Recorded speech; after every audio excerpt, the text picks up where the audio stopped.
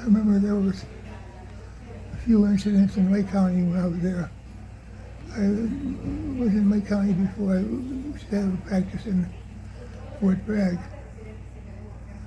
And a couple of deputies had picked up this woman hitchhiker and they had raped her. And they were afraid that I was going to rat them out. But I didn't. Do you remember what their names were? Not very well. Did they go on working in the sheriff's department? Yes, they did. Did that was Lake County Sheriff's Department or Mendocino Sheriff's Department? Lake County. Okay. Are they still working or did they retire? Do you know? They were still working. I remember one of the funny things that happened is there was a big shakeup in the political structure of Lake County. And they had this event one evening where the various candidates were going to speak about their feelings about what was happening in the county. And I was one of the persons who was asked to speak. And I was speaking what I thought was the truth from my point of view. But it turned out they had the wrong caption underneath my name.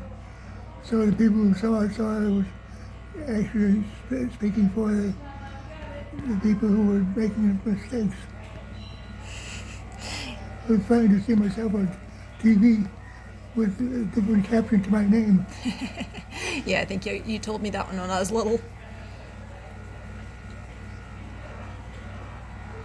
Well, that's quite a story regarding the sheriff's department, Dad. That's quite a story. Was that the only time that you knew them to commit an offense like that? Or did they do it again? I think there were a few other incidents of it. So these guys that worked at the sheriff's department were serial rapists? Yeah, I would say that. Okay. Well, that's Did they ever move to Mendocino County? I don't think so. They may have keep track of them. Well, they're all buddies, aren't they? Mendocino County Sheriff and the Lake County Sheriff, they're all buddies. Yeah, I'm sure. Okay. Well, that's important. Thank you for telling me. You said once that you'd been arrested a few times in Mendocino County and you paid to make it go away. I did? I said, Yeah, that you woke up in the drunk tank or something. Not like serious arrest, just like I'm driving. drunk driving. Yeah, that's the only time in my life I spent time in jail. I was surely drunk. And they stopped me and took me to the jail and locked me in a cell with some other people. And that's the only time I've ever been in jail. How much did you have to pay to make it go away? More than $75. $75, that's it? Yeah, at least that much. What year was that, though? I know $75 used to be a lot more than it is now. It'll probably be 4 times as much today. Okay, so... Alright, so that's more like today, that's $300 or $400? Yeah. Do you remember who you paid? No. Just whoever was on duty? Yeah. And so it didn't wind up in the papers or anything? I had an incident in 1966, I think. Me and a buddy of mine went up to this resort area and was fooling around. And the deputy came and picked me up and took me in front of this judge.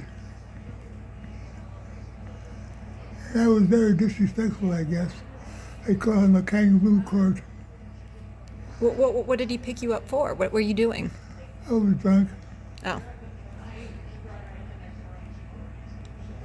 What buddy was that?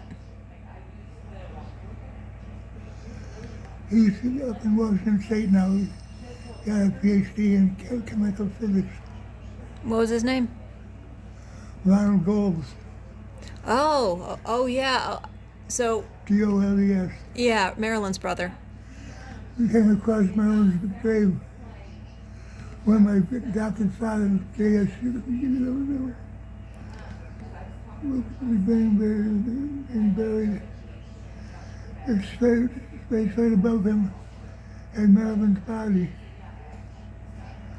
I didn't know she had died. So, Where? yeah, where were you arrested? Was Ron arrested too on that, or was it just you? I really don't remember. I don't think he had to stand in front of the judge though. Well, it was 1966. It's okay if you don't remember everything. That's a long time ago. But that was just drunken disorderly conduct or something? And drunk and disorderly. Okay, well, I said when he was drunk and disorderly.